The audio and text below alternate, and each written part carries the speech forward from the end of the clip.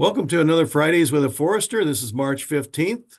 Our topic today is forestry for Minnesota birds. And thanks for joining us. My name is Gary Wyatt, Extension Educator with the University of Minnesota Extension, based out of our Mankato Regional Office. Our other webinar host is Lauren Beckus, and she's the Regional Support Staff at Andover, and we really appreciate her help in managing our webinars for Fridays with a Forester. Today's topic and speaker is forestry for Minnesota birds. And Christian Nelson is the Lake States Coordinator for Forest Stewards Guild. And we're really happy he's joining us for Fridays with a Forester. So you can enter your questions to the Q&A at the bottom of your screen. And all of our recordings are recorded on a Z-link, z.umn.edu/Fridays. So if you miss one of our webinars on Fridays with a Forester, you can certainly go to that link. And actually, we have, I think, a couple of years of Fridays with a Forester recorded on that website. Christian, I'm going to stop sharing and you can begin. And we also have Charlie Blinn and Eli Sago are part of our forestry team helping manage the webinar today. All right. Good afternoon or good morning, everyone, or afternoon if you're watching this sometime down the road. Good day. Today I'm going to be talking about forestry for Minnesota birds. This is going to be a preview talk. It's a little bit like I kind of picture a restaurant opening, and you're going to get a talk from the restaurant owners, a little bit of behind the scenes, sort of a preview of the kitchen, a little bit of a preview of the menu, and not so much a taste of the food just yet. But hopefully you'll learn a little bit more about what we're up to and why it's important. And hopefully you'll be excited to get your hands on the publication and some of the field tours and workshops that we'll have in store. So I work with the Forest Stewards Guild. That is a national nonprofit organization that promotes ecological and science-based forestry and forest policy around the nation. The map shows where we have staff. So our headquarters is in Santa Fe, New Mexico, and we have staff in Minnesota, a pretty big cohort in Maine and North Carolina, Colorado, Washington State. So we're kind of have our hands everywhere. And again, we promote good policy, and including not only forestry, but also fire and prescribed fire management, youth education, and things like that. This morning, I'll be covering several topics, bird populations and why they're in decline and why the work that we're doing is important, what forestry for Minnesota birds is about, a little bit about the project history, who all is involved in this project, the forest habitat types that we'll be covering, the focus birds that we'll be looking at, a little bit of sneak peek at the content. This is kind of like looking at the plate of food, but not quite tasting it yet. That's coming. And then some other resources if you have any interest in pursuing this topic in different venues.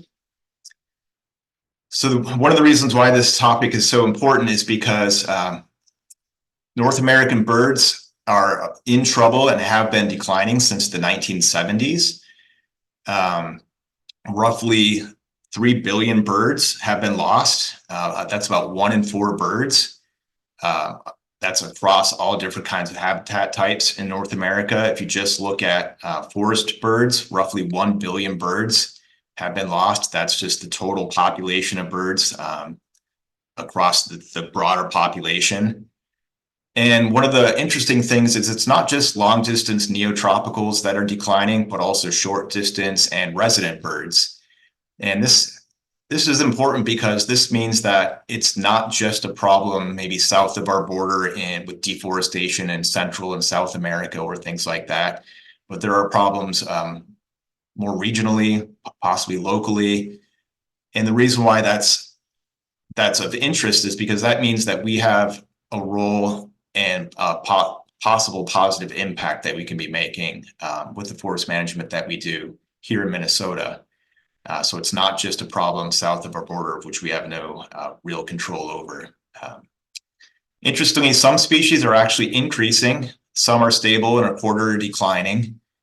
There's a link at the bottom of this slide if you want some more details from the 2022 Forest Breeding Bird Annual Report.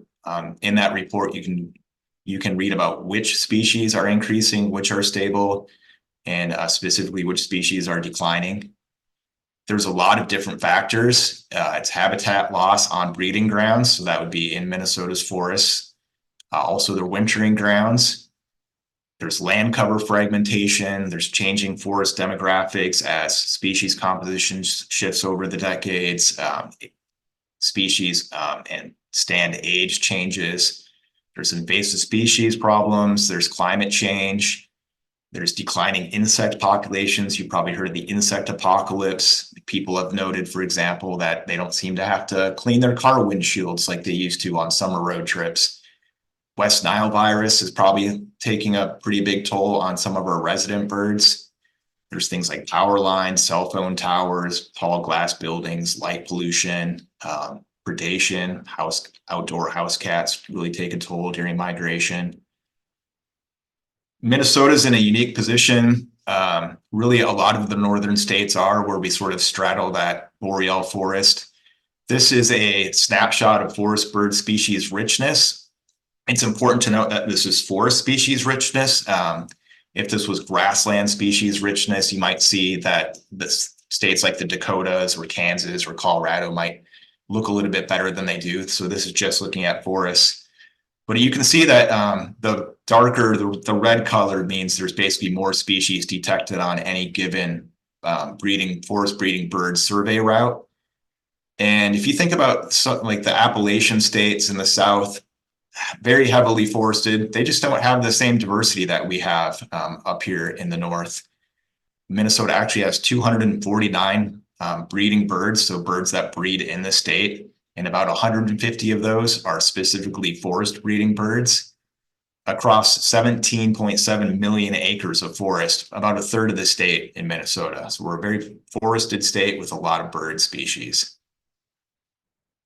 So the forestry for Minnesota birds, I'm going to talk about today really mostly about some forest management guidelines and actual hard copy and PDF physical forest management guide publication, but it's really more of a program.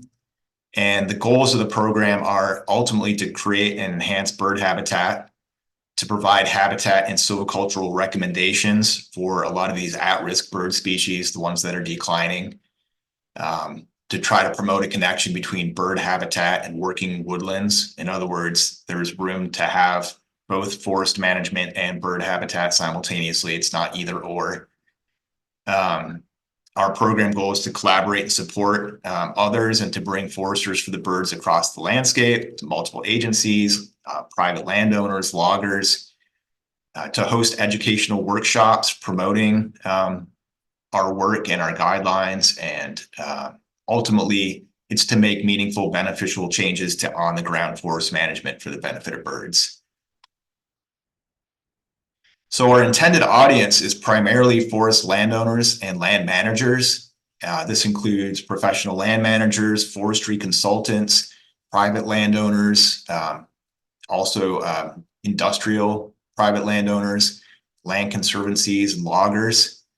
And we intend to do this with one publication that is suitable for all audiences. So we're hoping to achieve a technical level that is of interest and of use to professional land managers, but not so technical that it's maybe over non-professionals' head, so that with one publication, we can reach multiple audiences and hopefully have a product that is interesting and useful to everyone. Subsequent work, this whole program will probably be rolled out in phases over time and as funding allows. But ultimately, we'd like to create some pocket guides, things that you can take in the field with you that are a little bit smaller or a little bit more detailed for very specific environments.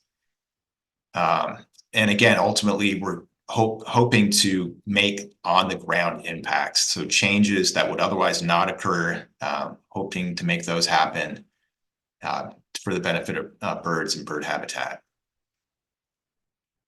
So I'm going to show a little bit more about sort of an inside under the hood look or the dinner plate look, to keep with my same analogy. But what we're trying to produce is forest management and silviculture guidelines. We are going to include 4 major forest types that's been subdivided into 7 subtypes. Some of the major threats, including climate change and insect and disease, we'll cover. And we'll also have individual bird species habitat accounts for 18 focal birds. That'll include a mix of neotropical migrants, short distance migrants, and resident birds. A few of those are game species. And also some information about other non-bird wildlife that may benefit from this same type of management. So for example, cavity nesting trees that might be of use to cavity nesting mammals like fishers, for example. And we hope to promote the guidelines to actually take people out in the field to talk about how you can use these guidelines to change your management, or what you can potentially do on a given forest stand, your own private property, or the property that you're professionally in charge of managing. Here's an example from several other states that have done similar work. For example, one of the most recent ones is in the center bottom. That's the Forestry for Birds in Western Oregon. That just came out a year and a half ago, I believe. Michigan's got a publication, Central Appalachian Forest. That's basically a brand new publication that just came out this year. So actually, I guess that's even a little bit newer than Oregon's work. One of the very first guides was in Vermont. I'll get a little bit into the timeline, but many other states have done this: New York, Massachusetts, Vermont, Maine, Michigan, Indiana, Oregon, as mentioned. Colorado is kind of in the works now. I'm not going to go over this entire slide. I'm just including it to show that this has been a progress, or a work that's been in progress for a while. So 2008, Vermont developed a program in cooperation with Audubon.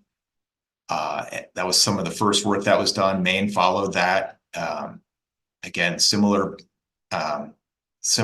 programs have been developed in many other states. But to speak specifically about Minnesota's effort, initially in about 2018, there was some interest in trying to get this kicked off the ground and get it going. There were some efforts to get funding via LCCMR funding, the Legislative Commission on Minnesota Resources, Citizens Commission on Minnesota Resources. That was ultimately unsuccessful. And then it was renewed a couple years later by Peter Deeser with the American Bird Conservancy, and Peg Robertson with the U.S. Forest Service.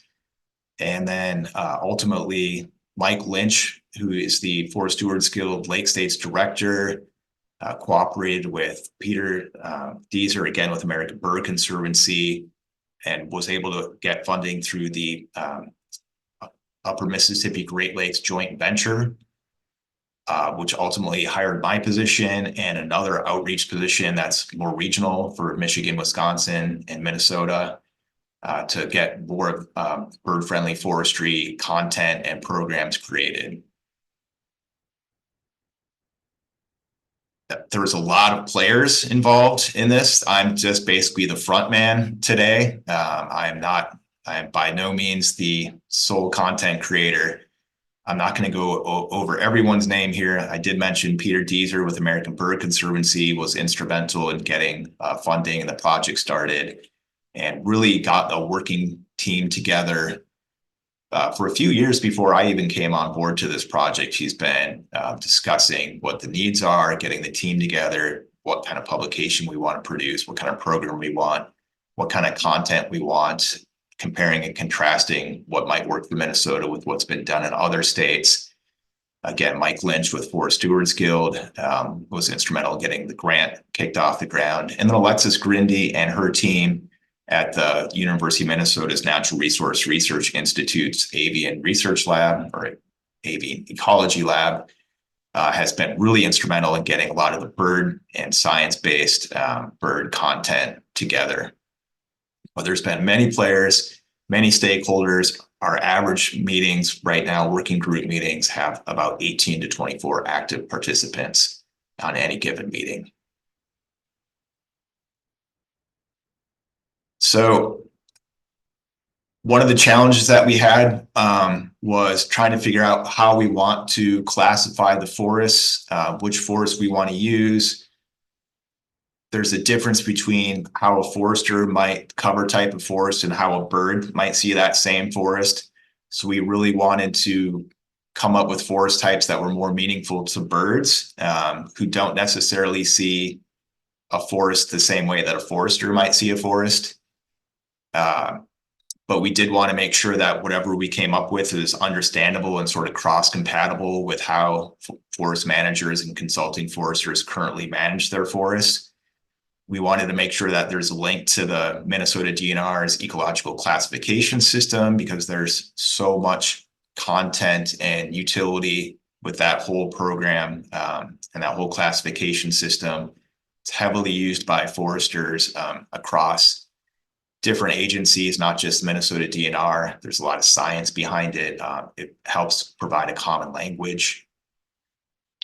And so ultimately what we have come up with is 4 broad cover types: lowland conifers, lowland hardwoods, upland deciduous and mixed conifer, and upland conifer forest types.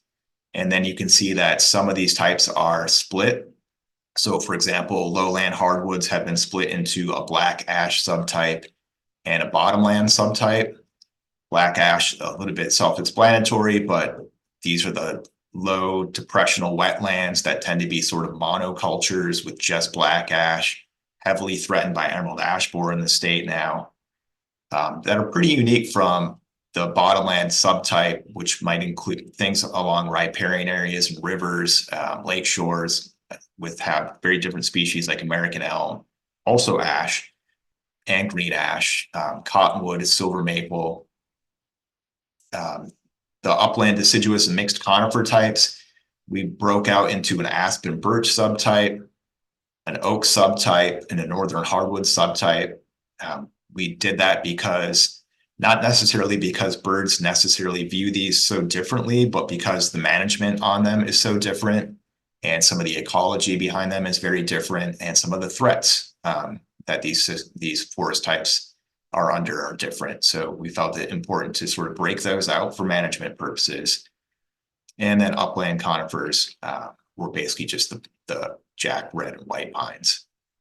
We also have multiple ecological native plant community ecological systems, from forested rich peatlands, acid peatlands, floodplains, mesic hardwoods, fire-dependent forests. So we broke those out, and those will provide subtle differences too in how they're managed, or how you might look at those in terms of successional pathways and history. So we also had our work cut out for us in selecting which birds we wanted to focus in on. We didn't want to write a publication that had every single bird in the state. Again, that's about 249 species in Minnesota. So we started to whittle that down by coming up with selection criteria. So if we only looked at the birds that breed in forests in Minnesota, we were able to reduce the 249 species down to about 150 species. We wanted birds that had relatively wide geographic distribution, so that the content that we're creating would be relevant across the state, not just in specific areas of the state. That wasn't 100% achievable, but it was mostly achievable. We wanted habitat specialists. So we didn't want birds that might appear anywhere, but rather birds that were sort of really occupy the forest habitat types that we identified, so kind of in those niches exclusively. We wanted a mix of relatively common species that a forester, a landowner, a land manager had a relatively decent chance of seeing, and not only very rare species that are in conservation need, but we could not in good conscience ignore the species that are in conservation need either. So we have a mix. And it was important to find birds that are responsive to silviculture and management actions. So again, this is looking at birds that are a little bit more specialized, not quite generalist, so that if you implement some of the management recommendations that will be in the guide, you'll actually make a difference to these specific birds. And then we wanted birds that were at least relatively easy to ID, so that you don't have to be sort of a lifetime birder to find the subtle difference in maybe just an eye ring or a wing bar or something like that. So the process was ultimately, first we started with a forest, and then we found birds that would represent and kind of fit into each one of those forest habitat types that we identified. So the 18 species that we chose to focus in on in our guide that we'll ultimately be producing, you can see on the screen. I'm not going to read them all, but we've got birds represented in each of the major 4 types and the 7 subtypes. And we have the species that are in bold are species that are identified as of greatest conservation need. So these are species that have sustained remarkable decline or struggling and are trending down. And so we have a mix of more common birds and birds that are on these lists. And I did want to point out we have things like ruffed grouse. So we're not just focused on non-game bird species. So I wanted to, I mentioned that that this is kind of a behind the scenes preview look. And so because we don't have content specifically yet, I did want to show some similar content of what we're trying to produce that exists in Michigan's already published material. So we're going to be following not the same format, but when our guide comes out, you will see similarities for sure. So this is what an individual bird species account looks like in Michigan. Again, Minnesota is going to look similar, but not quite identical. But it's got information about what kind of forest they utilize, where they, a little graphic you can see down in the left, bottom left, that kind of talks about where in the canopy they might nest and where they might feed. So hopefully you can see my cursor, but this is indicating that this is a species, the wood thrush, builds its nest in the mid-story and also feeds primarily in the mid-story. It's got a little bit of information about what they eat, what their territories are like, the forests that they're in, and then also provides kind of a text-based, almost conversational style of habitat features and management recommendations. And then moving on to forest habitat type descriptions. This again will also have a lot in common with what we ultimately do in Minnesota. This is again out of Michigan's guide. It's a description of the trees that might be in that forest type, a little bit of ecology information, a little bit more about other non-bird wild bird species, wildlife that lives in these forest habitat types, information about climate change, vulnerability, adaptation. Minnesota's guide will have, just like Michigan, tree winner and losers. That's work based on what NIACS, the National Institute of Applied Climate Science, has done. That's a U.S. Forest Service program looking up. So we'll have information about what species are probably going to decline and also recommend species that might do better under climate change. So if you're going to proactively plant trees or favor trees in your forest management efforts, you can promote the ones that are likely to do better. A little bit about the trends of the forest type, and again, information about what birds live in these types of forests and what other wildlife species you might find. Breaking it down into more management focused information, kind of a summary about a little bit about explanation of some of the forestry terms. Again, we're trying to appeal to a broad audience with varying levels of expertise and knowledge. And then I guess before I jump to that slide, I'll also say we'll be providing information with different types of management. So single tree selection, gap management, clear cutting. So there'll be silvicultural and management recommendations for different types of forestry practices as well. And then ultimately, we'd like to extend the information. Although we've got 18 focal birds, we would like to extend the information to more birds than just what we're able to sort of dedicate book realty content space towards. And so we'll have a table similar to the one that you see on the screen right now that sort of helps to summarize in a slightly different table format what each species is, where they live, what kind of age class they inhabit, a little bit of management recommendations, again, habitat features, climate change. So kind of a different way of looking at the content, and for more than just the 18 focal species. If you want more information, you can go to the Forest Stewards Guild website, which has information for many other states that the Guild has helped provide content for. So Maine, for example, Oregon, the American Bird Conservancy has a lot of information about these types of programs. I mentioned that the bird expertise that this program and our content is relying on is coming out of the University of Minnesota's Natural Resource Research Institute Avian Ecology Lab. The link to their website is below that text. And then if you want to see just more about what's happened in Michigan, you can go to that website. Not only will you find a link to the full PDF version of the Forest Manager's Guide, but they also did a separate guide aimed strictly at landowners, non-professional forester landowners. And so they took sort of a two book approach, and you can sort of compare and contrast. A lot of the information is broadly applicable in Minnesota. And so that might be of interest to you, or if you're just curious a little bit more about what Minnesota is going to produce, you can kind of look at Michigan and as sort of get us a broader sense of what we're up to. So that is all I have in this preview. I should note that we are looking to put our content out into the world and get it published, both in hard copy form and in PDF form by fall. So it's still a work in process. We're still working on a little bit of the content, and then we'll be spending the summer working with graphic designers to get everything from the sort of messy Word doc format that it's in now to something pretty and publishable. And so looking forward to working with our graphic designer and getting that content polished and printed.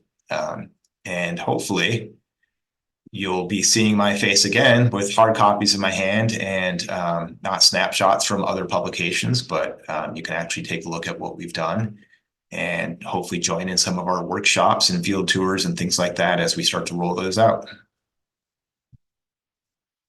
I am open to questions. Wonderful, Christian. Thank you very much. Very good. I love that photograph that you have on the screen now. Yeah, just keep your slides there in case you have to go back and show people what they're asking questions about. Lauren, do we have any questions? Yeah, we got a few questions here. The first one, would you mind talking about how conservation approaches change between game and non-game species? Oh, Well, they don't necessarily change broadly by category. There might just be some individual tweaks. And so it's not necessarily that it's one or the other. I think really what we're up to is trying to sort of maybe close that gap and say that there really isn't a huge difference, or doesn't have to be a huge difference. And I think sometimes landowners have a focus on, say, white-tailed deer management on their property, or ruffed grouse management.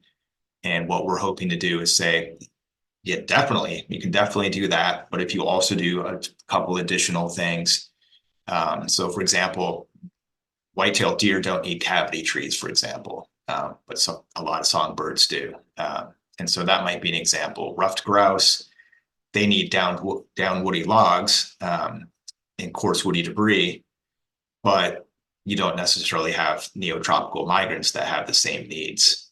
And ultimately, what we'd like to do is see a little bit of habitat that would benefit many species done on any given property. Not that any given 40 will be suitable habitat for every species. That's not the goal, and it's not realistic either. But just small tweaks kind of around the edges to what you were going to do anyway. Hopefully that answers the question. Yeah, for sure. Next one, will more prescribed burning in forest types significantly help bird species? Wow, I'm gonna have to sort of preface this by saying that I am a career forester and I am not a career bird guy, which is why Alexis Grindy and the NRI program has been absolutely instrumental in producing the content for this guide. So I wish that I had them here with me to sort of talk about that. I'm not the bird expert. I'm more of a forestry guy. But prescribed burning, I don't know the exact percent, but depending on where you are in Minnesota, upwards of 40 or 50% of a given forest is often classified as a fire dependent system in the DNR's ecological classification system. Those are forests that were shaped by fire for hundreds or even thousands of years, from indigenous populations that were using prescribed burns for all kinds of different reasons, from creating browse for game animal species like elk and woodland caribou that maybe inhabited the area, to clearing out underbrush to make the land a little bit more huntable, more easily traversable, to keep insect populations down, to open up the land for habitation. So many of our forests are fire dependent, and of course, how fire rolls across the landscape now looks very different today than it did 500 years ago, 1,000 years ago. And the forests are changing as a result of that. Things like paper birch declining, things like jack pine declining, conifer components greatly reduced through a combination of fire suppression and past logging practices, deer herbivory. So there's definitely a role for prescribed fire. That's a broad topic and is often outside of the context of being able to sort of easily apply that broadly. And it's definitely outside of the reach of the average forest woodland owner. And a lot of, I think, prairie owners are able to implement prescribed burning, but that's a big undertaking for a private forest woodland owner. So, Christian, could we also suggest that birds nest at different levels within a forest? And so burning at a time when those that are more ground nesting birds would tend to have a greater impact than those that nest high in a tree. And so you'd want to be aware of, I think, burning at a time that won't impact those more ground nesting birds. Yeah, that's always a challenge. I know in my previous position, we did a lot of prescribed burning around lake shores and in sort of marshy habitat. And oftentimes, depending on sort of how the season went, the burning that we did might impact some shore nesting waterfowl species and things like that, or some shrub nesting birds. The idea was that they will re-nest essentially and lay eggs if you sort of burn just early enough. It's late enough that they've maybe established nests and laid eggs, but early enough that they can make a second go of it. So it was always a trade-off between doing the burn and creating the habitat at the expense of sort of the birds that are there right now, or at least, and not necessarily the expense, but it would set them back in certain ways, but for the longer term goal of providing habitat for more species. So prescribed burning is always kind of a balance. Next question here. Are there conservation efforts currently active in Minnesota to save public forests from destruction, construction, where the bird species of greatest need are active? Yeah, there's a lot of different policies to help. It's not every bird. The Endangered Species Act, of course, there's forest management guidelines around things like goshawks and around things like bald eagles and osprey nests and things like that. So seasons that you can do management around those nests. Some of them are are regulations and law. Some of them are more recommendations. For some species, like migratory bird species, of course, you can't hunt them and you can't shoot them. You can't shoot the woodpecker pounding holes in your cabin siding or something like that. So there's migratory bird laws that prevent things like that. But a lot of the species in decline aren't necessarily protected by actual law. And so it's really about good stewardship. It's about awareness. It's about sort of thinking about these things. And it's why this type of work, and why not just the content that we're producing, but also the workshops and the outreach and the education. A lot of states, when I've talked to some other states about how they have sort of used their guidelines, they really view it as not necessarily that it's like a cookbook or a recipe book to do the right thing, but it's a conversation starter. It's about getting people out into the woods to sort of think about birds in a way that maybe they haven't before, and to just kind of put them on your sort of your management radar when you're thinking about what you're going to do to promote better habitat and to hopefully enhance the habitat so that it's you get a higher breeding success. And then this person's asking if you can address what is helpful for backyard, minimally forested property, small scale woodland ideas. That is outside of my realm of expertise. Gary, you might even know some extension publications that are more focused at the sort of smaller backyard woodland owner. I think we may have some, and I know other universities have had some as well. We'll try and maybe get those on our website too. And Eli or Charlie, if you know of some resources there, we can post them or send them out to the email group here. And then you mentioned West Nile virus. How big a problem and what types of birds? Ooh, that is where I wish we had more information, or that's where I wish I had Alexis Grindy or some of her staff members next to me right now that have done so much of this work. I would encourage you to read the 2022, and I don't know if the 2023 breeding bird report's out yet, but I was asking some of Alexis's staff about what has sort of driven maybe some of the resident year-round birds numbers down. Because things like crows and ravens, believe it or not, are sort of on the decline. Not necessarily meaning they're in danger, but just that their population has overall trended down. And it's thought that West Nile virus might be playing a role there.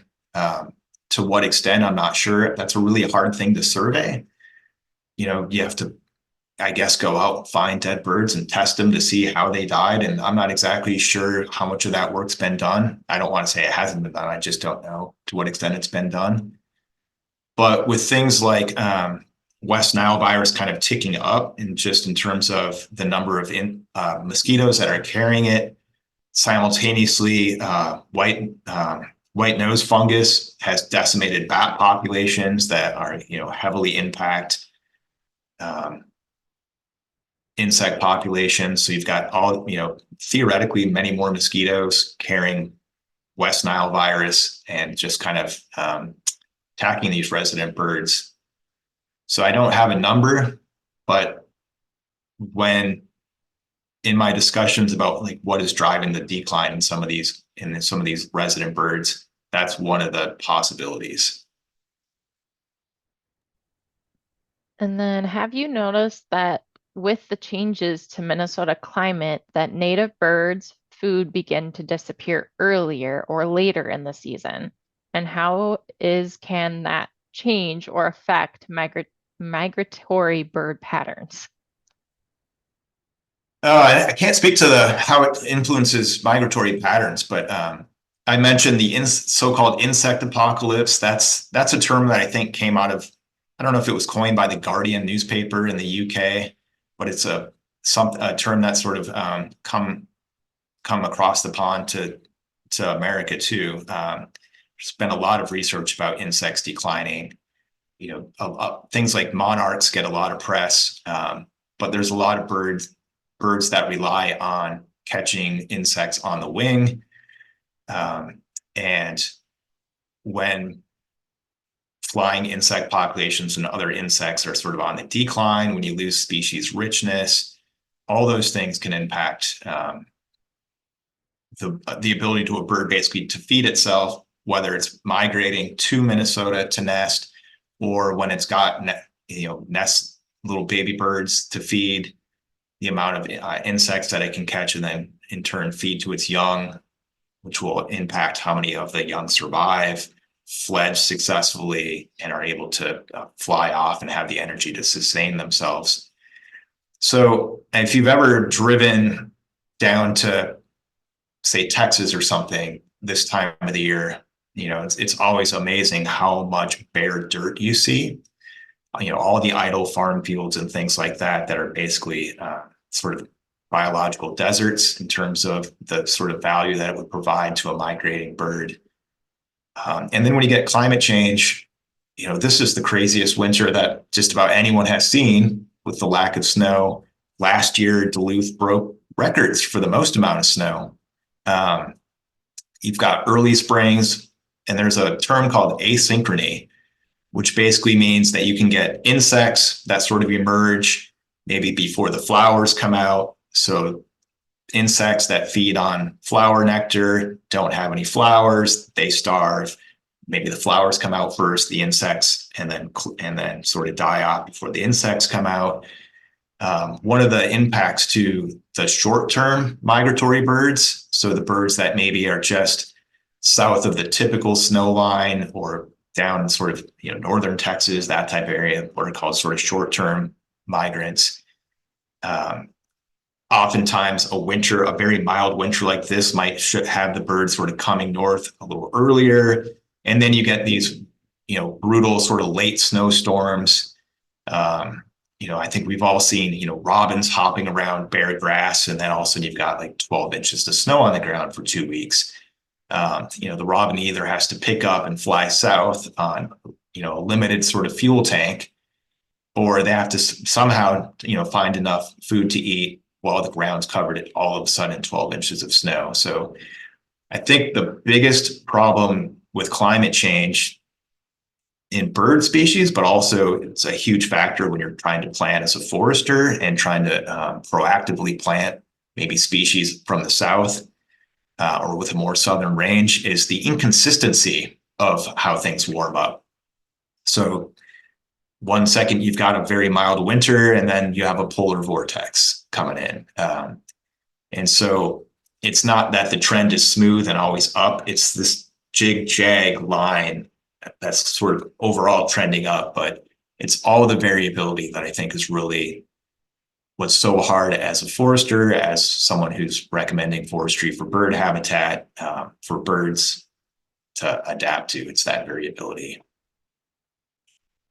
Kristen, could we also say that when birds migrate or are migrating, traditionally they're looking for certain things to eat? And if they are migrating earlier or later, the things that they may want to eat or the plants that they may tend to find may not be in synchronous with what they want. And so it isn't just that the birds may arrive earlier or later, it's that the food may not be there when they arrive earlier or later. And so I think, as you said, it's really asynchronous. It impacts them in many different ways. Yeah. An interesting example is blueberries are pollinated by black flies, and black flies are those annoying little first in the spring bugs that kind of hit your hat line and really start making you itch before the mosquitoes have even come out. And blueberries will often flower either just ahead or just behind when the black flies come out. And so you can get sort of local or regional blueberry crop failures when that asynchrony occurs, when the flowering of the blueberry plant does not match the emergence of the black flies that pollinate them. And then would following forestry suggestions from the Michigan Guide make sense because of climate change / forest resilience? How different will Minnesota Guide be? What was the first part of that?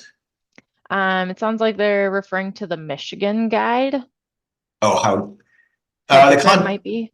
the content will be, the format of the content will be similar. The recommendations will be pretty similar.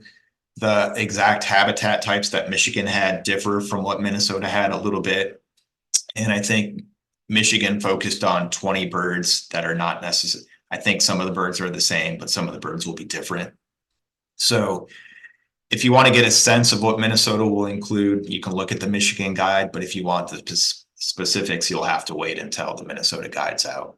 But expect to see some content overlap for sure, because there are differences, but it's not black and white. It's not terribly different necessarily. And then are invasive buckthorn understories common across Minnesota? What treatments are best to remove buckthorn, and what understory restoration approaches most successful for bird habitat? Ooh, nice. That's probably beyond the scope of this talk. I do have a lot of knowledge about it, but buckthorn's a huge problem, growing bigger every year. I've kind of begun to think of October as and November to be a slightly depressing month, because the buckthorn remains green while everything native has lost its leaves. And so I sometimes call fall buckthorn awareness season, because it really stands out. So buckthorn, I think I've recently read that buckthorn having absolutely no nutritional value to birds has been a little bit overstated in time. But that's not to say that it's a good replacement for native shrubs. I think one of the biggest problems with buckthorn in general is that it will crowd out all of the native vegetation and really form a monoculture. And when buckthorn really gets established, because it can really dominate a site, I believe it has a little bit of allelopathic properties, which means that buckthorn basically puts out a chemical that's an herbicide to sort of other species to an extent. And so you can often, once buckthorn is established, you can have an overstory of trees, a buckthorn sort of shrub layer, and just about nothing, or maybe just Pennsylvania sedge and grass underneath. And then as the trees continue to age and sort of fall down through either age, windstorms, and other sort of natural events, the buckthorn can grow so thick that it actually will crowd out tree seedlings. And now you don't have a forest anymore. Now you just basically have a field essentially of buckthorn. It's very difficult to hunt in, to hike in, to walk in. It provides very limited habitat once it's fully established for any of our native species. It crowds out all the native plants. Controlling it is very labor intensive. It's very difficult to do without the use of herbicide. It can be done, and there's some interesting work that's been done sort of utilizing additional planting to sort of try to crowd out buckthorn. Some of the most hopeful research that I've seen just in the last year or two is that the shelf life of a buckthorn seed in the ground used to be thought that it was about 7 years that you had essentially a viable seed bank. So even if you got rid of the buckthorn that's producing all the berries and dropping therefore all the seeds on the ground, you might have had 7 years worth of seedlings coming up. That numbers through research has been reduced, and it's now thought that most of the buckthorn seeds aren't viable after, I think, about 2 years. So that's encouraging, because it means that you can kind of go in, do some intensive work to get rid of your seed bearing trees, and then maybe not worry so much that you're going to have just this constant crop of seeds germinating for the next 7 years, but you can sort of do some intensive management and eliminate it. although it's going to be difficult because if your neighbors have buckthorn, ironically, birds that eat the seeds will then fly into your labor-intensive treated area that where you have taken great effort to remove buckthorn and essentially deposit the seeds from your neighbor's property onto your own property. And so it's a battle that that never really ends. You can get the upper hand on it, but it's going to take sort of a lifetime of vigilance.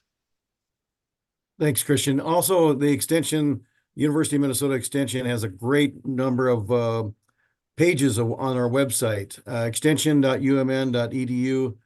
Just look on our website for extension, and we'll have the cover up project, like you mentioned, Christian, planting plants around it to try and shade it out and so forth. And then obviously treatment videos and all kinds of references there on buckthorn on our extension website.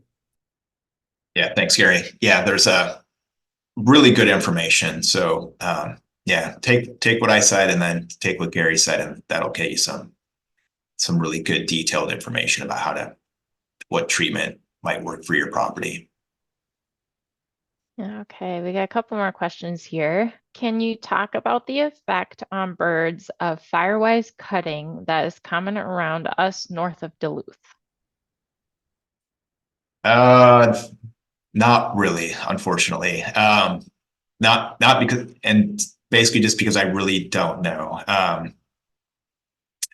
My thought would be that it would have slightly limited impact, and because it's not a huge area of the forest. It's concentrated to areas that are, a little bit more residential or inhabited.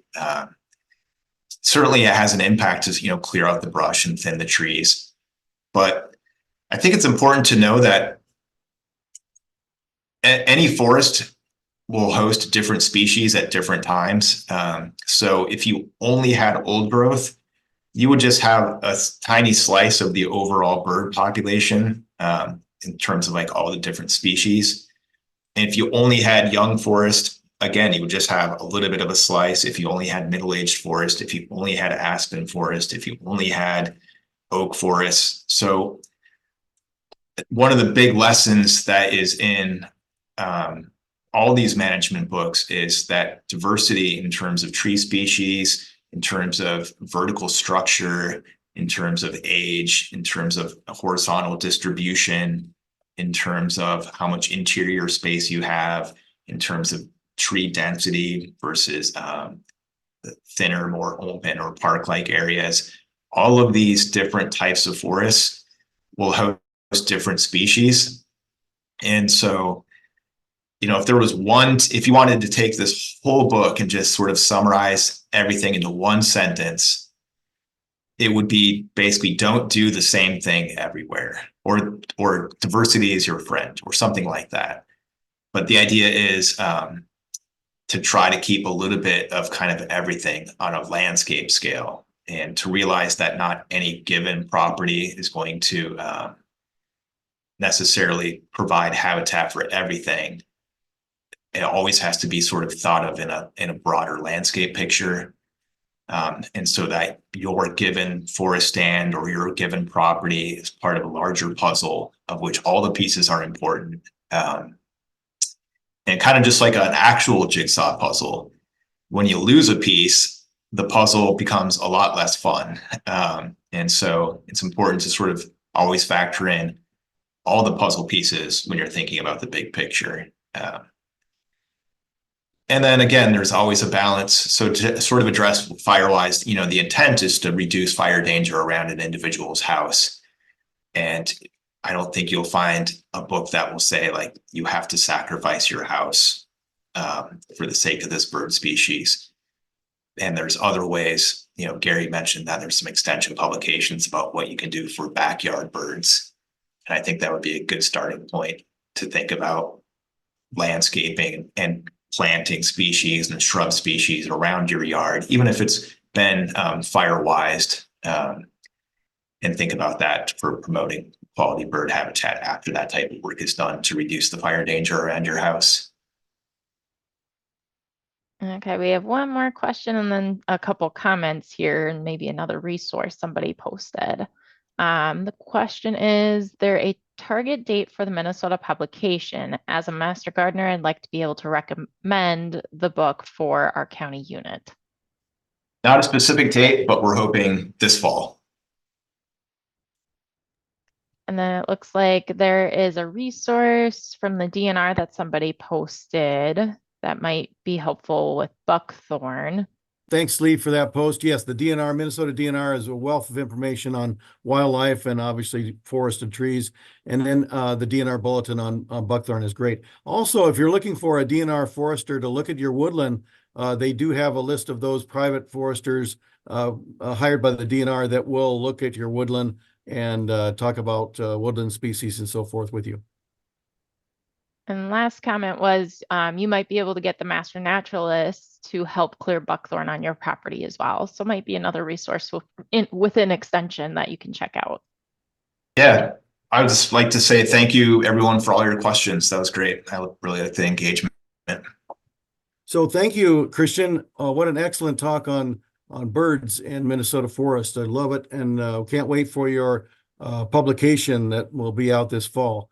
Again, our recordings of all our Fridays with a Forester are recorded at our Z-Link, z.umn.edu/Fridays. And here's a list of our upcoming other webinars coming up. Stocking first aid kits will be our next one next week. And do feel free to join us at that time. Also, when you leave today's webinar, you will be asked to complete an evaluation, short evaluation form. It's anonymous, but we'd like your comments on today's webinar and also future type topics that you want to listen to. Again, some excellent Z-links here for My Minnesota Woods, and also, again, our recordings are recorded on the Z-Link, z.umn.edu/Fridays. Thanks for joining us today. Christian, thank you very much. And Charlie and Eli, thank you for helping. And Lauren, thank you for helping with our webinar today. Thank you. Thank you for giving me the opportunity today. I really appreciate it. Excellent And job. thank you all for attending.